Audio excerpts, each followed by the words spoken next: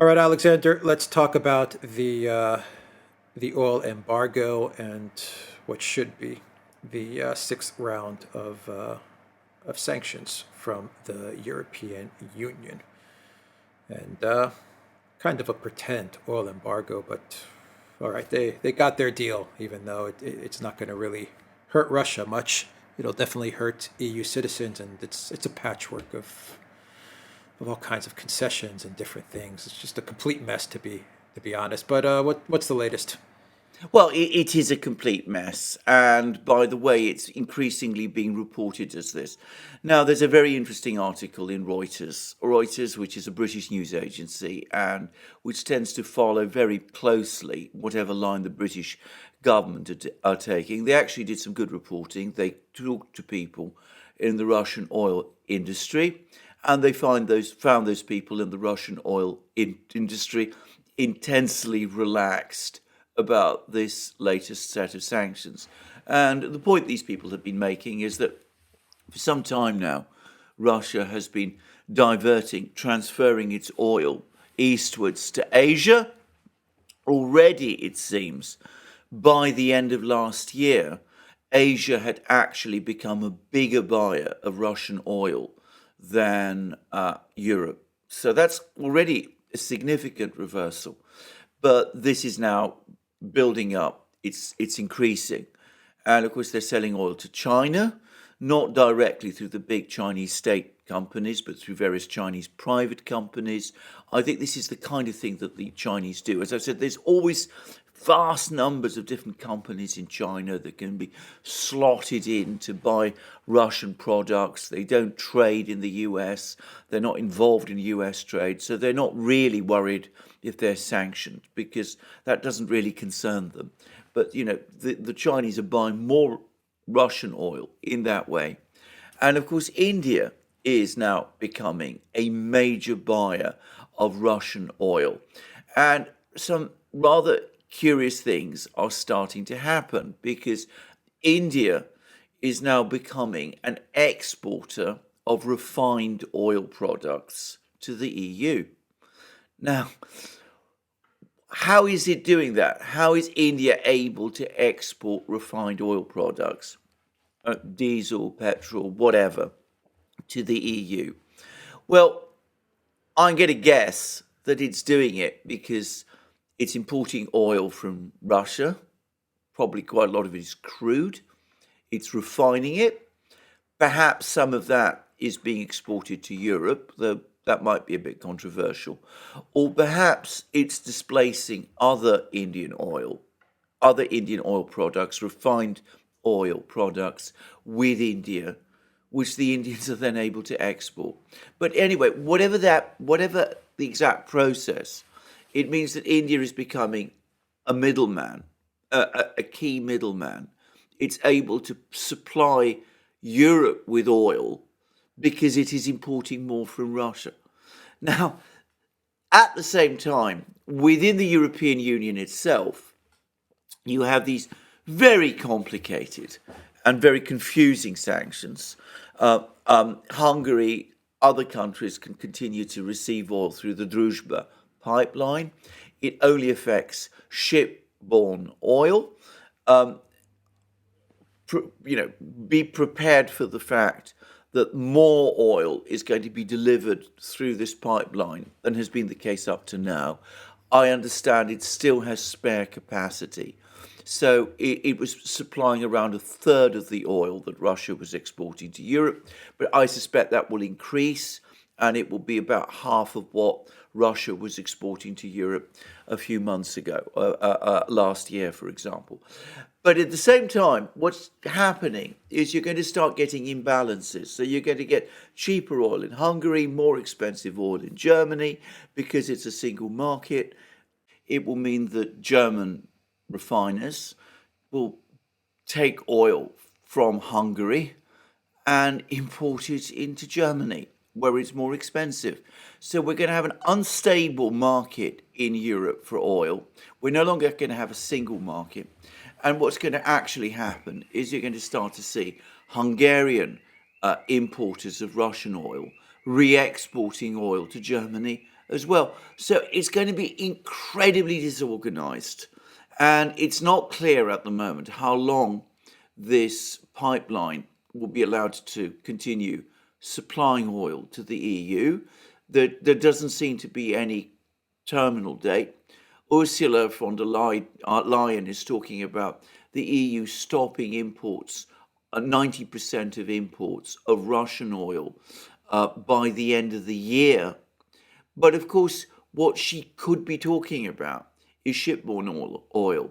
If oil is still leaking into Germany from Hungary because it's coming through the pipeline, or Serbia, or other places, Slovakia, wherever, and of course it's also being supplied by tankers from India, refined oil from India, then the reality is that this oil ban might not be all that it seems, and far from being 90% of Russian oil that's been stopped, the movements of which have been stopped, it may be far less than that. Now, there's been another twist, and it goes directly to a point that you made a couple of days ago, about a week ago, when we were talking about this issue, which is about Greece and the fact that the Greek ship owners carved out a sanctions exemption so that they can still tank up on Russian oil, on their tankers, and that they can ship it around the world. Well, the EU, having granted Mitsotakis and the Greeks that carve out, are now, with another hand, trying to take it back, because they're trying to persuade, well, they will arrange for British insurers to deny insurance cover to tankers that are shipping Russian oil. So the idea is to deny insurance to tankers, which will, of course, the idea is that will stop Russian oil being shipped around the world. Now, the thing to say about that is, firstly, it's very typical of the way the EU behaves. You think you've got a concession from them, they give it with one hand, and they take it back with the other. So, Mitsotakis and the Greek ship owners perhaps ought to note that fact, that what Mitsotakis thought he had achieved, he didn't actually achieve. But the reality is that, put that all aside, it's not going to work anyway, because the days when London dominated the maritime insurance market, where pretty much every ship was insured by Lloyd's of London, that was the situation in this, right up until, well, almost the 1980s. I mean, I just got the tail end of it. I remember working and, in law, and at that time it was still the case, this is at the 80s, that most ships were still getting their insurance cover in London from Lloyd's. Well, those days have gone. London is still the biggest player in maritime insurance, but of course other players have now appeared on the scene, especially as London insurance, Lloyd's itself, became compromised with the corruption scandal back in the 80s and 90s, and has greatly fallen in scale. I mean, it's a shadow of what it was. But the more insurance has become politicized as well, the British have tried to weaponize their control of maritime insurance. And as the center of gravity in shipping has moved to Asia, well, Asian insurers now exist. China does a lot of its own insurance work for its fleets, its merchant ships, and of course Russia does too. So it doesn't work. And bear in mind, if you are shipping oil from Russia to India, you can get Russian insurance cover to do that. Once that oil arrives in India and gets refined there, it can then be reshipped to Europe by a Greek tanker. And of course, that's shipping Indian oil, supposedly, to Europe. So, of course, any restrictions on insurance on Russian oil don't apply any longer. Again, I'm simplifying, but that's the way this is going to happen.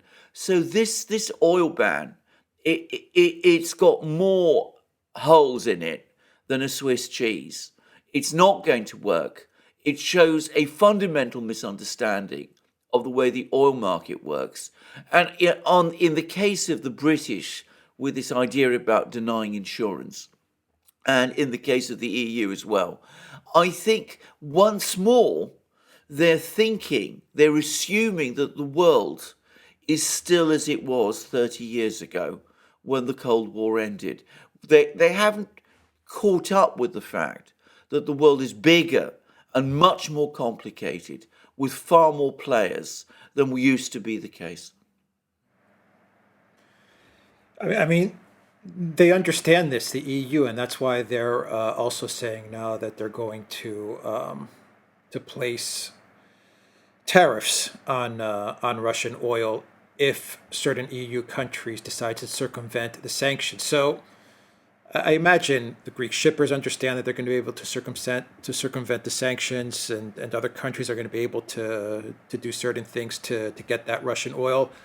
So is the EU's game plan all along to just kind of get this this oil embargo as a PR stunt to announce it, but they know on the back end of things that they'll just be able to put tariffs on the imports?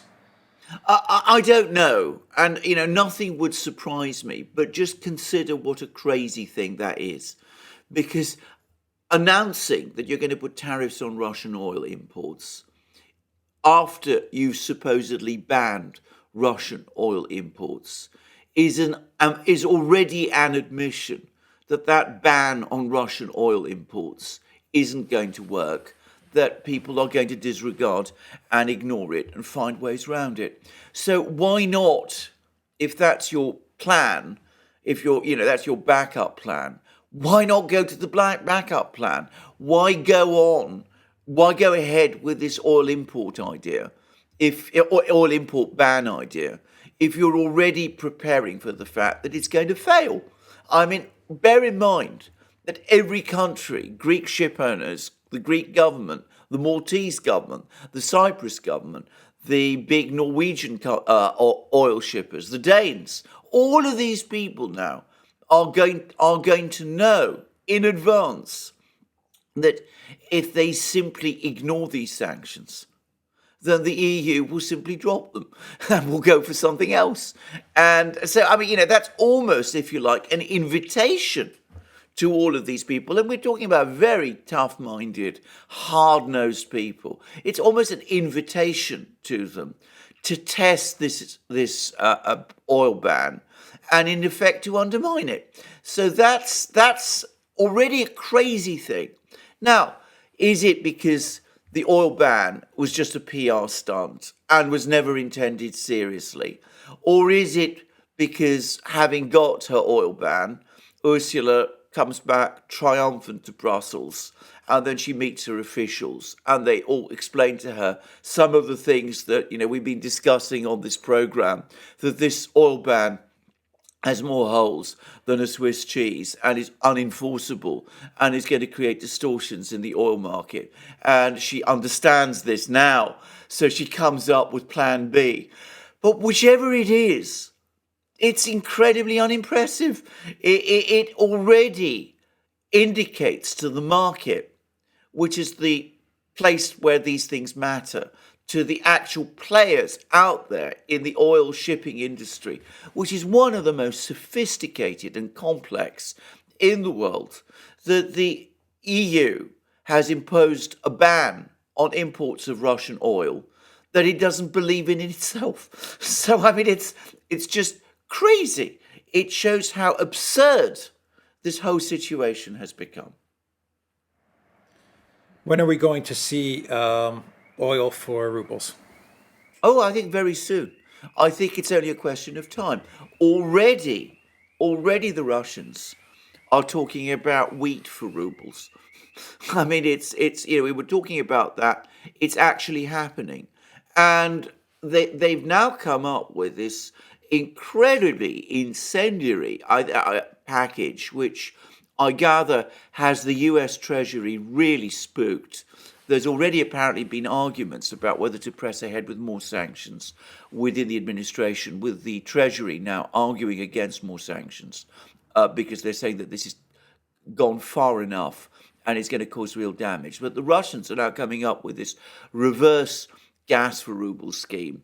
They need to pay, or rather they want to pay their foreign creditors, the people who own bonds in, Russian bonds.